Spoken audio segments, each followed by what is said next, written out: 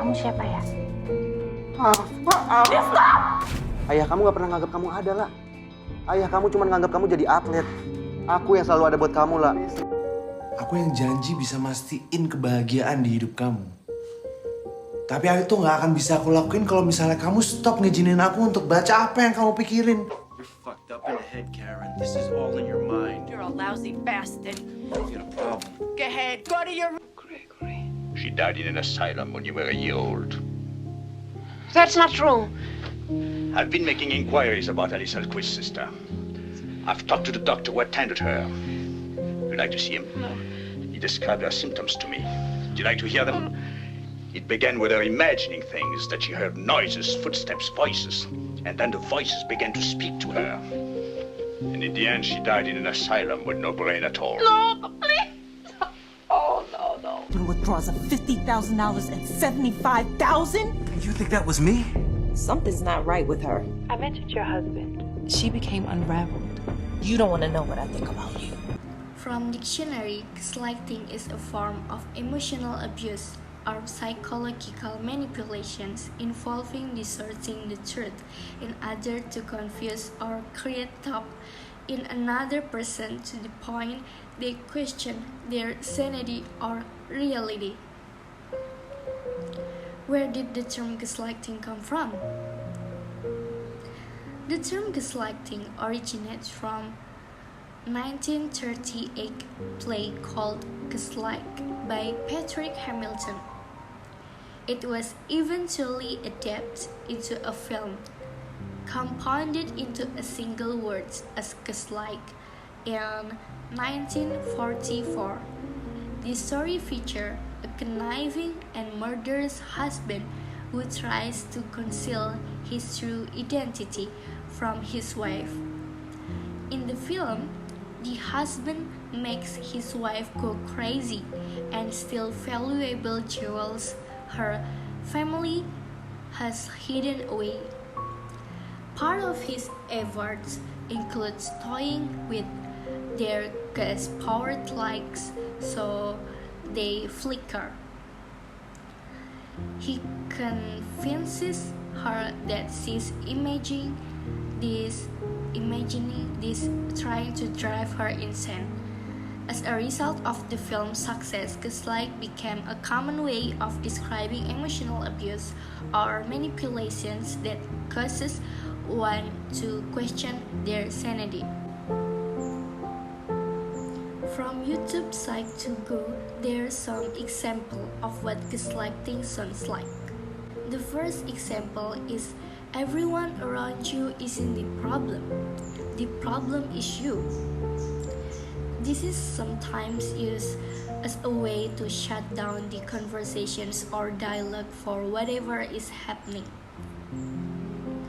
This type of language is often referred to as playing victim blaming, where the gaslighter will make a statement that cause you to feel like you are the problem, even when you have fallen victim to something such as bullying or abuse and the situation is outside of direct control.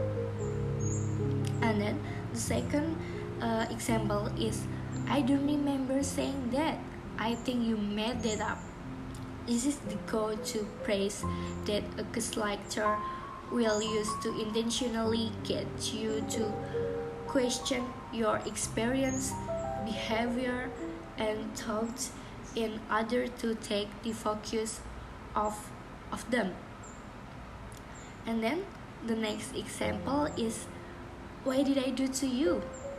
If someone responds to you this way, they may genuinely not know what they have done and are asking you about it. But when it's gaslighting, they are aware they have done something to hurt you and are pretending to play dumb in defensively posing this question to you. They are denying the impact they had on you and are also forcing you to question it. And then how do we know if there's no gaslighting? So, what gaslighting is not? The first is it is not the same thing as narcissism tempting as it is to think of gaslighting and narcissism as synonymous. Gaslighting is a tool of every narcissist, but they are not the same thing. There are some gaslighters out there who are not narcissistic. However, all narcissists do gaslight. And then the second is not just lying. If you say to someone, "Hey, did you end up going to happy hour with that guy? You were quit." And then you show them a social and they say, "No, I didn't go there." Gaslighting is not just sharing an opinion, different opinion. Opinion is not gaslighting. Denying your reality is. And then the next example is not anger. If a person gets angry at you for something, it's not reactions you like. It may not even be reactions you think. From this topic, I learned new knowledge about gaslighting. So I found that gaslighting isn't only in verbal actions, but also in non-verbal actions. So based on my experience, I've read an old drama on Twitter in 2020 about a famous celebrity named Karin caught in the problem of plagiarism, where when Karin uploaded a photo of her brand t-shirt, then the Twitter account Jeruclear replied and she said that the product design was the same as her design made in 2018 and already purchased by influencer Tara Basro in 2019 at FemFest. But Karin's response is not as pleasant as the one in the image below.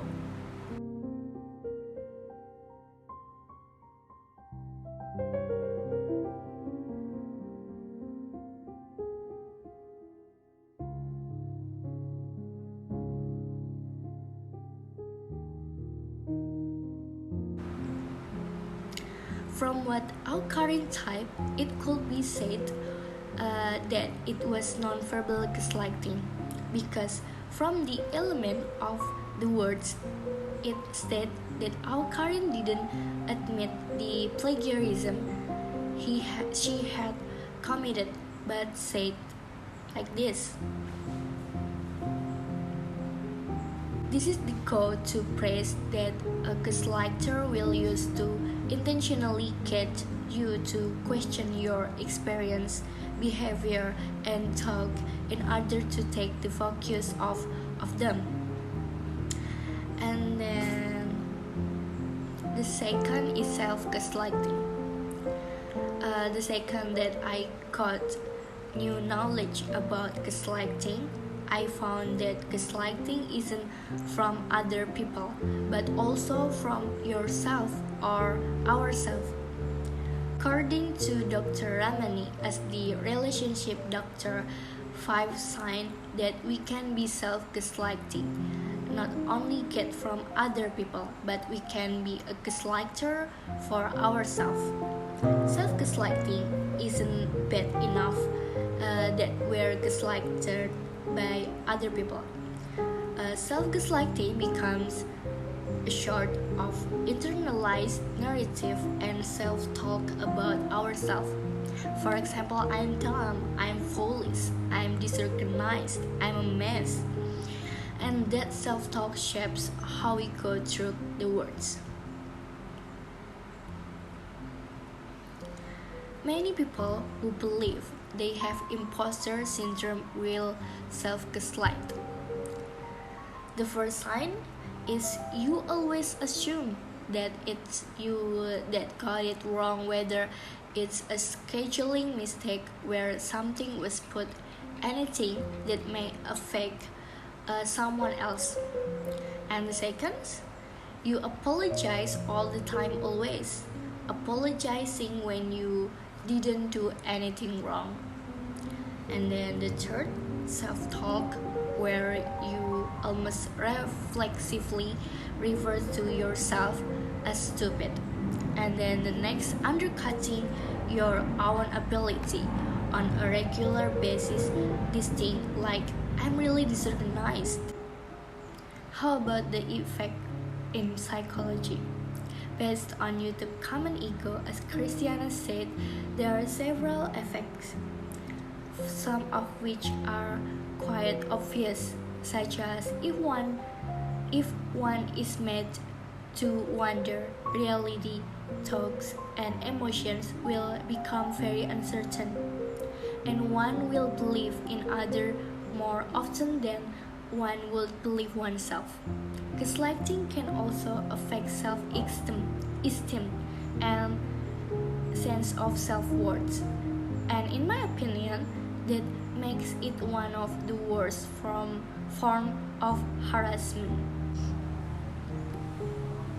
This happening everywhere. Mostly the gaslighter's intentions is to control the target person and misuse them for wrong deeds. So, how to deal with the trap? The more you are aware of this technique, the quicker you can identify them and avoid falling into the gaslighter trap. Relieve the victim from the abusers. Please be in their side and help them get recovered. Just talk to them if you find any odd behavior in them. And if you have been victimized, then believe that gaslight is like a silly joke. Just restore peace in your mind. If you are currently facing these situations, then talk to your parents or someone close to you. Just get this out from your mind. Never reveal your weakness to others. Never doubt yourself. Be confident. And I suggest you to watch this TED Talks video about how to deal with gaslighting by Ariel Levy. Please be aware of gaslighting. This may happen to you or someone close to you at their workplace, schools, college, and etc. Emotional abuse is an attack on your personality rather than your body, and it can be just as harmful as psychical abuse. Be aware and never let them to gaslight you. Thank you.